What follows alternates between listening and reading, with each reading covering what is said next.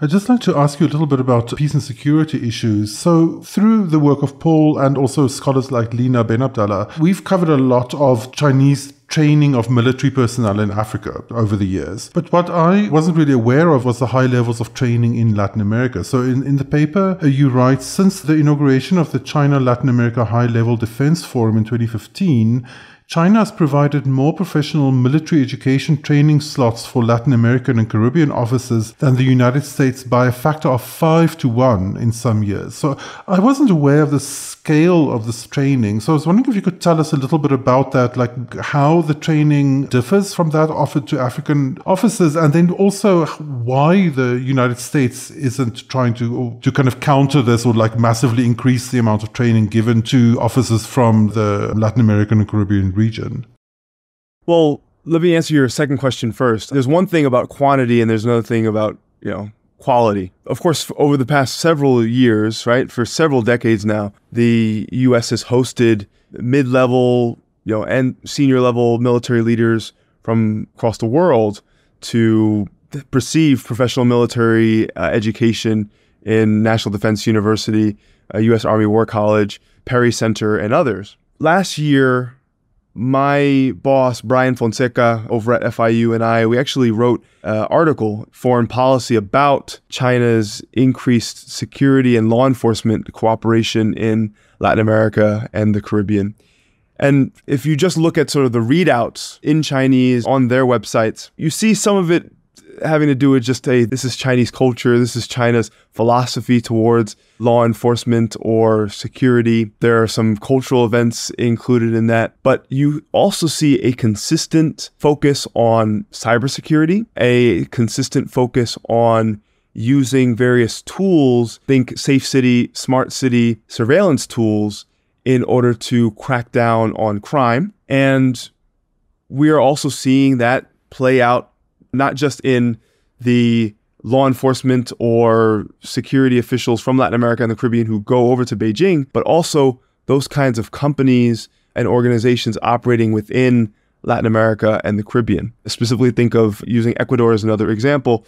There's the Ecuador 911 system, and also in Bolivia, there is the Bolivia 110 system, which again, using Huawei and ZTE, Dahua, Hikvision technology in order to ostensibly, create cameras and whatnot in order to crack down on crime.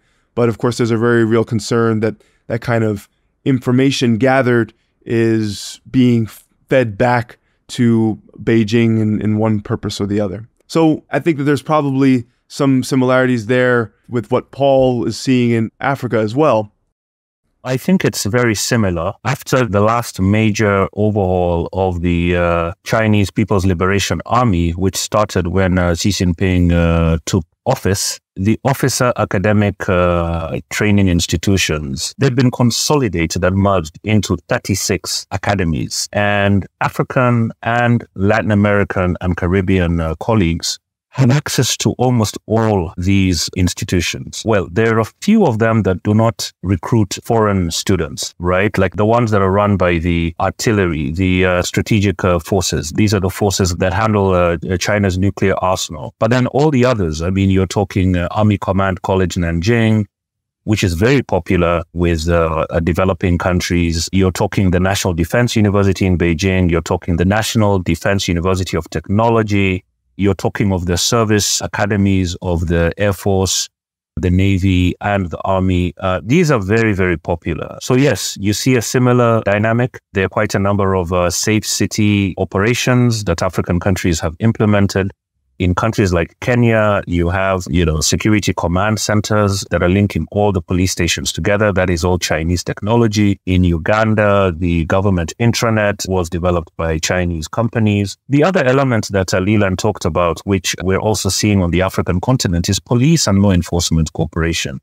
So according to the Chinese government, by 2021, I think that was the year when 2022, when the latest China-Africa strategic document was released, about 2,000 African police, intelligence, paramilitaries had trained in various Chinese police academies and institutions. And these are run by the Ministry of Public Security. We've seen a clear manifestation of some of that training in South Africa, for instance. There's some police metros. I think the Johannesburg Metro, for instance, Cobus, you know more about this, have trained on the ground in South Africa, right, by various Chinese police entities. So yes, this is a huge area for engagement, and again, it is low cost, but it's fairly high impact. I think China is hoping that it can increase its profile as a strategic partner through all this training.